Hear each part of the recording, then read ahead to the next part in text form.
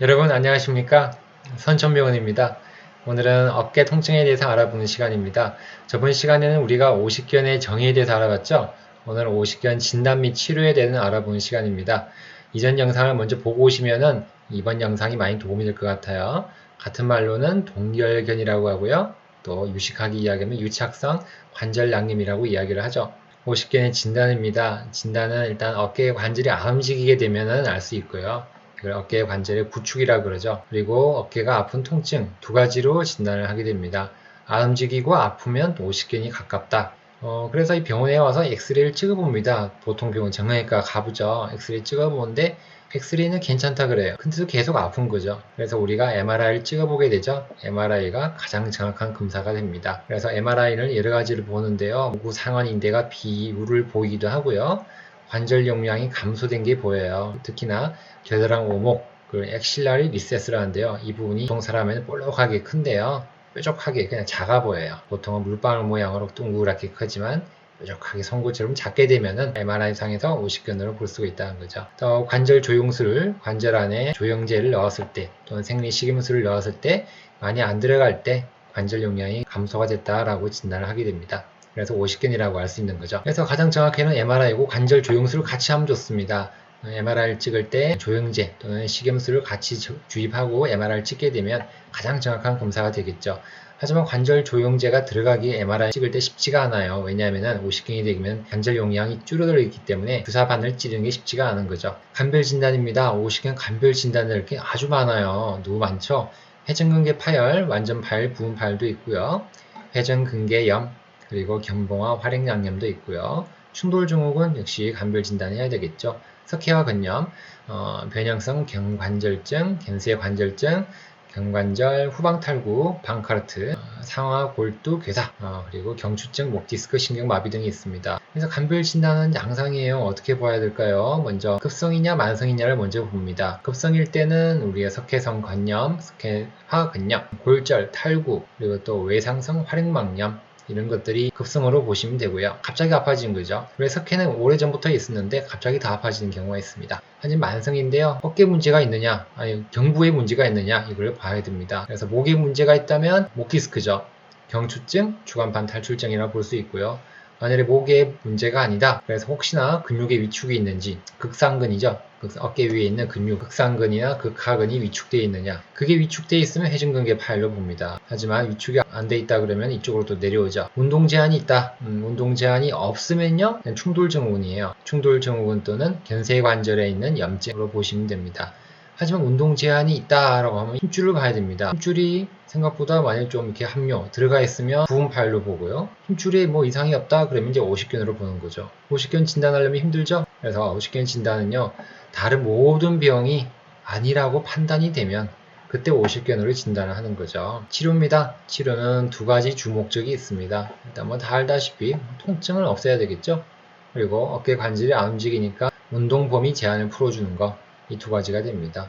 그 외에 또 몇 가지를 해야 되겠죠. 생활지도, 생활을 어떻게 해야 되는지, 약물요법, 약물을 어떻게 먹고, 재활치료, 주사치료도 같이 하면 좋겠죠. 치료 시 참고를 해야 될 게 있는데요. 근데 어떤 치료법도 증상 완화에는 다 도움이 됩니다. 약 먹고, 재활치료, 주사치료 다 도움이 된다는 거죠. 하지만 병기 단축에는 영향이 적어요. 그러니까 우리가 병이 좀 오래 간다 그랬죠. 몇 년 갈 수 있다 그랬는데요. 병이 단축되는 건 영향이 적다. 하지만 그렇게 치료는 해야 됩니다. 일단 안 아파야 살죠. 너무 아픈데 어떻게 살아요. 그러니까 안 아프게 해서 잔통증은 오래 가겠지만 급성기 통증이 없게 되면 일상생활에 괜찮다는 거죠. 강력한 운동 범위 치료가 있어요. 재활 치료할 때 많이 꺾는다든지 하는 이런 행동들, 또 수술방에서 하는 이런 것들은 오히려 회복에 지원을 줄 수 있다라고 이야기합니다. 그래서 통증 허용 내에서 호응 프로그램 중심의 재활이 좋습니다. 너무 세게 하면 안 좋다는 거죠. 과한 것은 안 좋다. 병기별 치료입니다. 이 세 가지로 구분했었죠. 프리즌기, 프로즌기, 소잉기. 일단 제일 아플 때 프리즌기에는 염증이 심한 거죠. 염증이 심하기 때문에 일상생활에서는 우리가 안정을 취해야 되겠죠. 당연히 안정입니다. 아프니까 안정해야 되겠죠. 그 다음에 스테로이드를 쓰기도 합니다. 그리고 염증제, 소염제를 우리가 먹는 약을 먹어요. 그리고 또 온열요법은 살짝 이제 조금 더 좋아지면 시작하면 되겠습니다. 그리고 인상하는 운동을 많이 해주면 도움이 되겠고, 구축기, 프로즌기에는 일상생활은 좀 더 적극적으로 하면 되겠습니다. 또 좀 먹고요. 온열요법 계속 해주면 도움이 되겠죠. 적극적인 자가 운동을 좀 시작하셔야 됩니다. 소행기 해소가 되니까 이때는 치료를 보통 잘 안 하죠. 그래서 이때는 조금 더 운동요법을 동반한 적극적인 치료를 하시면 되겠습니다. 그래서 자세히 좀 알아볼까요? 통증기, 우리가 프리징 페이스, 통증기 위축기에는 일상생활을 안정해주고요. 아까 금방 나왔던 이 내용들을 좀 같이 표현했던 내용을 한 번 더 짚어보는 과정이 되겠습니다. 일상생활에 안정을 해주고 통증 유발 행동을 금지합니다. 기계적 자극을 조금씩 줄여줘야 돼요. 보온 밴드 해주면 좋습니다. 목욕도 해주고요. 그렇게 되면은 근육 구축이 완화가 되고 국소 혈류의 촉진이 된다는 거죠. 따뜻하게 해주면 좋다는 거죠. 그래서 야간통이 있는 분들은 이런 자세를 좀 취하면 좋아요. 어깨로부터 팔꿈치까지 후방에 베개를 대요. 어깨 밑에 댔죠. 그리고 팔꿈치에도 대게 되면은 어깨가 안쪽으로 심한 내전을 잡아서 통증에 도움이 많이 된다. 잠잘 때도 덜 아프고요. 이런 자세가 좋겠죠. 근데 계속 이렇게 자면 좋겠지만 실제로 그렇게 자지는 않죠. 그래도 처음이라도 이렇게 자면 좀 도움이 된다 그러죠. 그리고 약을 먹습니다. 소염 진통제, 그리고 또 신경주사도 맞아요. 상경갑신경에 주사를 맞아서 통증을 덜어주고요. 스테로이드 주사도 맞습니다. 그리고 재활치료 심하게 하면 안 돼요. 너무 아프기 때문에 간단한 운동범위 훈련 정도로만 하면 도움이 되겠습니다. 급성기에는요, 항염증제를 약을 먹어서 통증을 줄여주고, 신경불락이죠. 신경주사를 맞고, 그리고 냉동 온열요법 등을 통해서 통증을 줄여주는 방법을 쓰게 됩니다. 구축기 프로즌 페이스에는 일상생활에서 좀 더 적극적인 어깨 사용을 합니다. 그리고 자가재활을 하죠. 집에서 할 수 있는 만큼 운동범위 훈련을 하고 스트레칭도 자주 해주면 좋습니다. 그리고 보온밴드 해주면 좋아요. 온열요법도 좋고요. 좀 따뜻하게 해주는 게 좋다 그러죠. 회복기 소잉 페이스 별로 안 아파요 이때는. 그래서 홈 프로그램으로 열심히 세라밴드, 봉운동, 아령운동, 근력운동을 많이 해주면 좋고요. 꾸준한 스트레칭과 근력 강화를 해주면 좋겠습니다. 이런 스트레칭, 벽에 기대서 쭉 올려주기, 또는 이렇게 탁구 스매싱 하는 자세 있죠. 또는 골프 치고 난 다음에 백스윙, 피니시 자세, 이런 자세까지 해주면 쭉 좋겠습니다. 일상생활에서 치료 몇 가지 알아볼게요. 여름에는요, 에어컨이나 선풍기 등의 냉기를 조심해야 됩니다. 너무 차가우게 되면 어깨가 굳어버리니까요. 그래서 외부와 온도차를 2, 3도 정도로 해주는 게 도움이 되겠습니다. 겨울에는요, 당연히 너무 추우면 안 되니까 어깨 부분이 더 따뜻하게 합니다. 전체적으로 옷을 따뜻하게 다 입으면 안 되고요. 어깨 부분만 좀 더 따뜻하게 해주면 도움이 됩니다. 그리고 또 속옷 위에 이렇게 따뜻한 어깨 보온용 밴드를 덧붙여 주시면 도움이 되겠죠. 수술입니다. 해도 안 되니까 이제 수술적 치료를 하게 되는데요. 관절낭 절개를 해줍니다.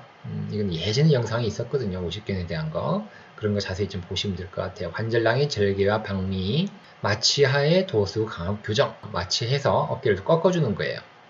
회전근개, 간격, 이완술 이런 것도 해주는데요. MRI 보시죠. 여기가 많이 좁아져 있거든요. 좁아져서 이게 보이지도 않아요. 이 정도는 우리가 바늘도 안 들어간다 그래요. 심한 50견인데요. 수술하고 나니까 이제 여기가 펴졌죠. 둥그렇게 이렇게 물방울 모양이 크게 나타나요. 이렇게 여기가 벌린 절개한 공간이죠. 이렇게 되면 안 아픈 거죠. 관절근을 보면 염증이 생겨서 빨갛게 이런 게 보여요. 염증이니까 발행방염도 보이고, 이런 부분을 우리가 관절낭으로 이완술을 해주게 되면 이렇게 넓어졌죠. 이렇게 좁아져 있는 부분이 넓어지게 되면 관절낭 이완술 수술이 잘 됐다라고 이야기하는 거죠. 예후입니다. 일반적으로는 양호합니다. 일반적으로는 좋아지는데요. 3에서 7년까지 걸쳐서 운동범위 제한이 생긴다고 그래요. 꽤 오래 가죠? 3년, 7년까지. 아이고야, 이게 꽤 오래 아프다 그러죠. 특히 외회전 제한이 조금 더 오래 간다고 합니다. 운동범위 제한이 좀 남아있다 그러면 이 부분은 완전하게, 완벽하게 재활치료 또는 주사치료 등을 통해서 치료를 다 하는 것이 좋습니다. 남아있는 우리가 운동 범위 제한이 있으면 이것이 안 좋아요. 일상생활에 지장이 주고 만성적인 우리가 통증으로 구축이 될 수 있기 때문에 깨끗하게 다 치료할 수 있도록 노력을 해야 되겠습니다. 감사합니다. 이제 50견에 대해서 우리가 저번 시간에 정의, 이번에는 진단과 치료까지 다 알아봤거든요. 50견이 가지고 계신 분들 이 영상 보고 많이 도움이 되고 꼭 치료에 성공하셔서 일상생활, 운동까지 다 하시기를 바랍니다. 쾌유르비입니다. 오늘 영상도 많이 도움이 되셨죠? 구독과 좋아요는 선천병원에 많이 힘이 됩니다. 감사합니다, 여러분.